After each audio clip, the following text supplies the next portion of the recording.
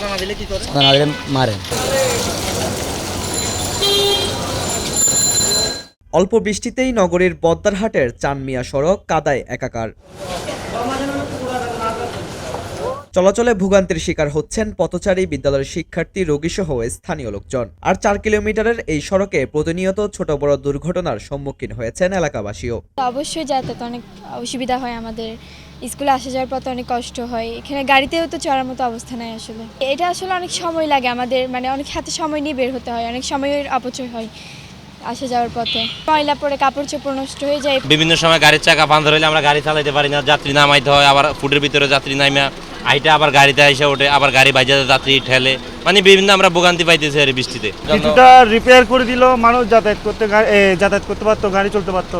এই সড়ক দিয়ে দৈনিক হাজার হাজার মানুষ চলাচল করে। বদ্দারহাট মসজিদ থেকে খতিবের হাটমুখী সড়ক যেন মরণ ফাঁদে পরিণত হয়েছে। অতি ব্যস্ততম এই সড়কের অবস্থা গ্রামীণ মেঠোপথের চেয়েও করুণ। দীর্ঘ 1 দশকেরও বেশি সময় ধরে সড়কটি বেহাল অবস্থায় পড়ে রয়েছে। রাস্তা খুব খারাপ রাস্তা, মানে এখানে মানুষ হাঁটতে পারে না। বৃষ্টি পড়লে মানুষ এখানে পড়ে যায়, স্লিপ করে। রাস্তা ঠিকও করে না, মানে গাড়ি চলাইতে খুব কষ্ট হয়।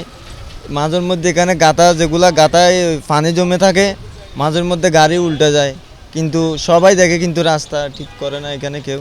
10-12 দিন ধরে একেবারে যাতায়াত নাই, মানুষের ভোগান্তি কিভাবে চলতেছে আপনারা চোখে না দেখলে বুঝতে পারবে না। একদিকে সড়কের বেহাল অবস্থা, অন্যদিকে শীর্ষ সন্ত্রাসী টেম্পো বাহিনী সহ একটি মহল অটো টেম্পো চালকদের জিম্মি করে চাঁদা আদায় করছে। আর চাঁদা দিতে অস্বীকৃতি জানালে তাদের মারধর করা হয়। আমাদেরকে বলতে আছে 200 টাকা দিলে গাড়ি চলবে, নাহলে চলবে না। এটা ডেলি ইনকাম আমাদের, গাড়ির 600 আর এমনি 200 টাকা করে নেয়। চাঁদা টাকা নেই, ঠিক আছে। আমরা গাড়ি ঘোড়া চালাই 4টি পথে, 3টি মনে 3টি বাস 800 টাকা। তো 3টি 100 টাকা দিলে 200 টাকা দিলে আমরা 50-100 টাকা বাস চলে যাই। চাঁদা না দিলে মারে। ওগুলো বন্ধ না করলে আমরা গাড়ি চালক বেতন পাই কটা গাড়ি, আমরা সব টাকা যদি এখানে দিয়ে চলে যাই, আর আমরা ফ্যামিলি আছে, মা বাবা আছে, আমরা তাদের চলাবো কীভাবে?